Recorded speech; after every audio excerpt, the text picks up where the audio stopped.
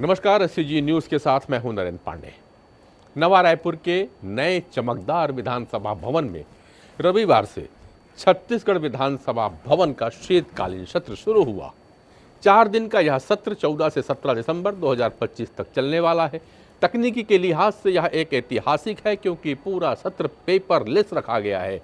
लेकिन लोकतंत्र सिर्फ तकनीक से नहीं चलता, यह सवालों, बहस और सहभागिता से चलता है। और पहले ही दिन यही चीज गायब दिखी। पहले दिन ना तो प्रश्नकाल था ना विपक्ष।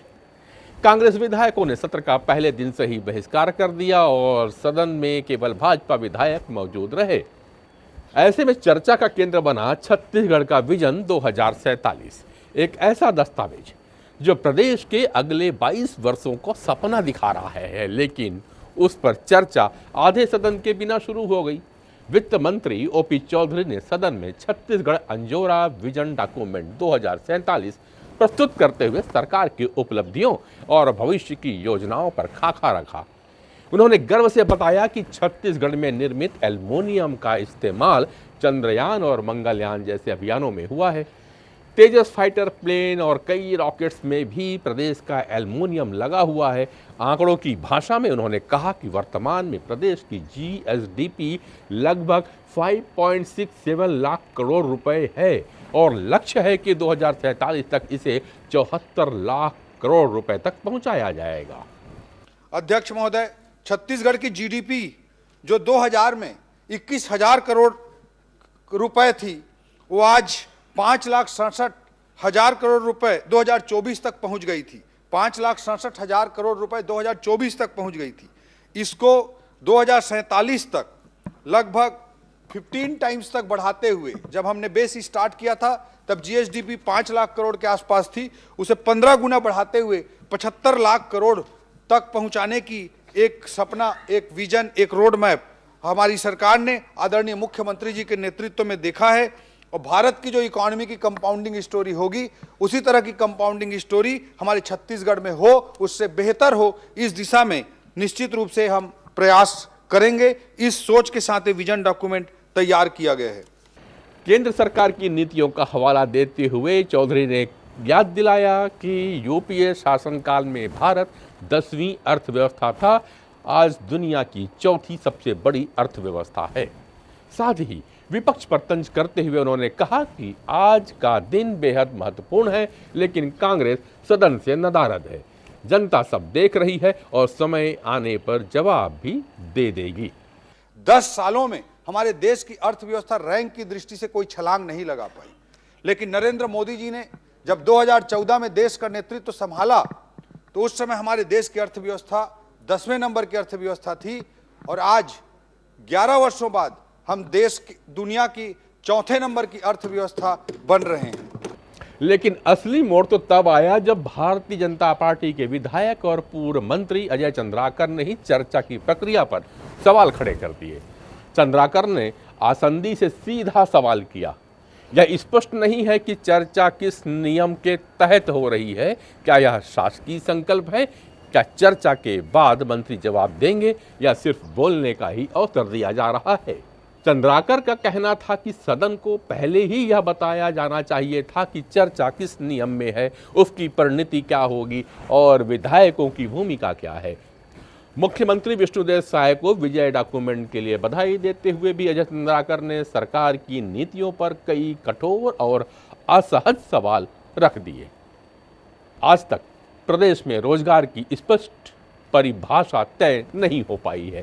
कृषि का रकबा घट रहा है, उत्पादन में गिरावट है, अलाइड सेक्टर प्रभावित हैं, लघु और सूक्ष्म उद्योग की योजनाएं अधर में लटकी हुई हैं। प्रदेश में क्षेत्रीय असंतुलन साफ दिखाई देता है। उन्होंने यह भी कहा कि छत्तीसगढ़ की 97% आबादी अनस्किल्ड है। ऐसे में यह स्पष्ट नहीं है कि मौजूदा उद्योग नीति लागू करने के लिए है या संशोधन के लिए। मेक इन छत्तीसगढ़ पर तंज कसते हुए उन्होंने पूछा, यह अवधारणा आखिर जमीन पर कहाँ नजर आती है? कुटीर उद्योग के लिए सरकार की ठोस नीति क्या है? और फिर वह पंक्ति जिसने पूरे सदन का ध्यान खींच दिया, 2047 में न्यूयॉर्क बनाने की कल्पना अच्छी है, लेकिन जमीन पर हकीकत कुछ और ही कहती है। गरीबी, खेती और पानी।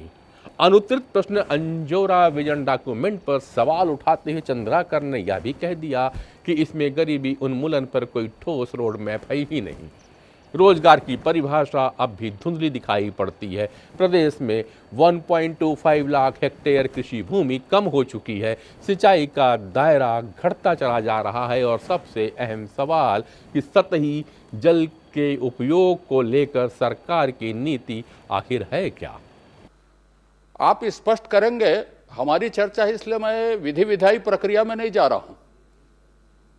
लेकिन यह चर्चा किस मोशन में किस तरह से होगी, मैं प्रश्न खड़ा करूंगा, उसका वो उत्तर देंगे कि उन्होंने चर्चा कर दी या गोपनीय सत्र जैसे हुआ, हमने एक अपनी अपनी बात रख दी कि प्रस्ताव पर, कि शासकीय संकल्प पर, अशासकीय संकल्प पर किस तरह की प्रक्रिया में चर्चा होनी है और मैं किस तरह से अपनी बात रखूं, ये मेरे अंदर प्रश्न है। लेकिन चूंकि आपने व्यवस्था दी है तो एक नई परंपरा की आज छत्तीसगढ़ विधानसभा में शुरुआत हो रही कि हम कौन सी प्रक्रिया में बहस शुरुआत कर रहे हैं और कौन सी प्रक्रिया में इसका उत्तर आएगा और कौन सी प्रक्रिया में चर्चा हो रही है।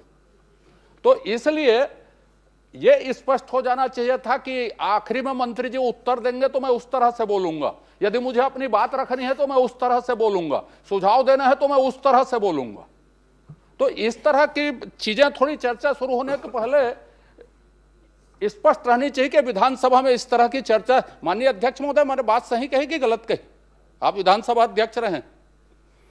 माननीय अध्यक्ष महोदय, पहले तो मैं माननीय मुख्यमंत्री जी को बधाई देता हूं, माननीय वित्त मंत्री जी को बधाई देता हूं कि उन्होंने विजन डॉक्यूमेंट एक रखा और निश्चित रूप से एक मार्गदर्शी सिद्धांत होता है कि हम कैसे किस तरह से कार्य करना चाहते हैं। जितनी बातों का उल्लेख हुआ, जिस तरह से संकल्पों की अभिव्यक्ति हुई, मैं उसमें भी बात करूंगा और छोटे छोटे विषय भी बात करूंगा।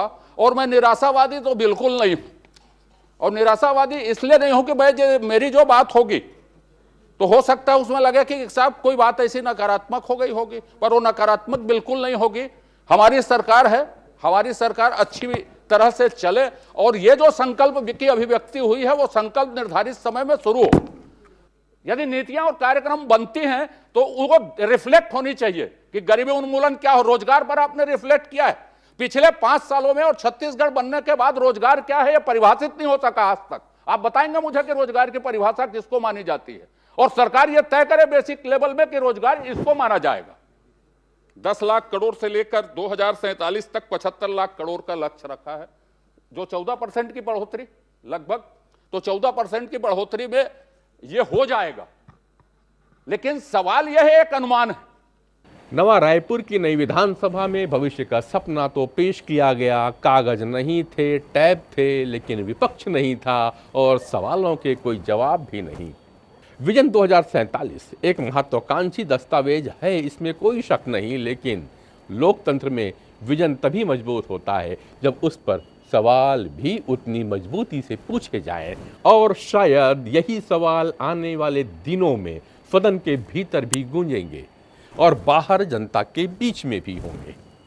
फिलहाल आगे के दिन बचे हैं विधानसभा कार्रवाई के। देखना है विपक्ष मजबूती के साथ खड़ी होती है या पक्ष अपने ही विधायकों के लपेटे में आते हैं। नमस्कार, फिर मिलूंगा मैं, नरेंद्र पांडे।